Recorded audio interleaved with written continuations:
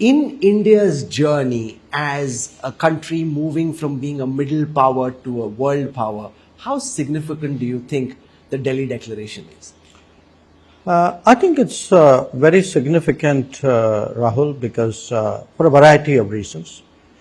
One, the G20 itself is the premier global forum today.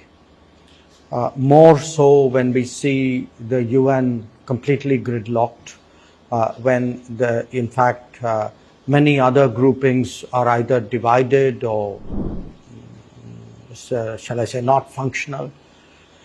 So this is actually, in a way, the coming together of the top 20 countries of the world.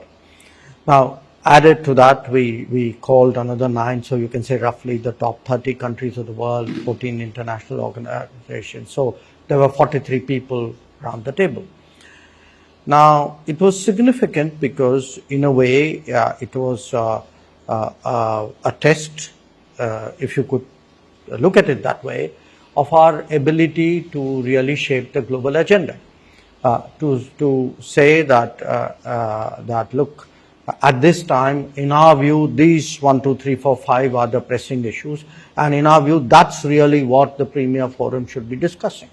So to the extent that we actually got the G20 to focus on the global south, to look at today's world and its problems in a particular way, I would say that in itself was one achievement.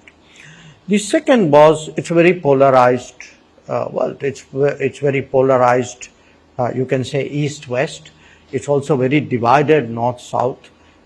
It's not just the Ukraine conflict. I think the COVID pandemic has really wreaked havoc on the international system. And there are other issues. I mean, there are fundamental issues about the inequity of the current global order. So here is India. You have an east-west issue. You have a north-south issue. So it was also, in some ways, a test of our ability to forge a consensus, to find a common landing point.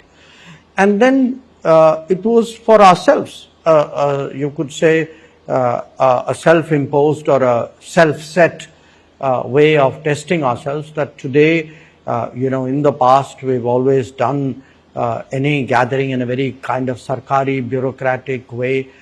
Can we do it differently? Can we take it out to the rest of the country? Can we link it to what is happening in societies? Can we make people feel that, yes, this is an event or a responsibility in which I too have some connection? And I think, in terms, therefore, of the agenda, in terms of the bridge building, in terms of the manner in which it was done, I think each one of them was a significant step forward to us. So certainly to me, Indian foreign policy or Indian diplomacy post G20 looks, I mean, I would say there are good reasons to be satisfied with it.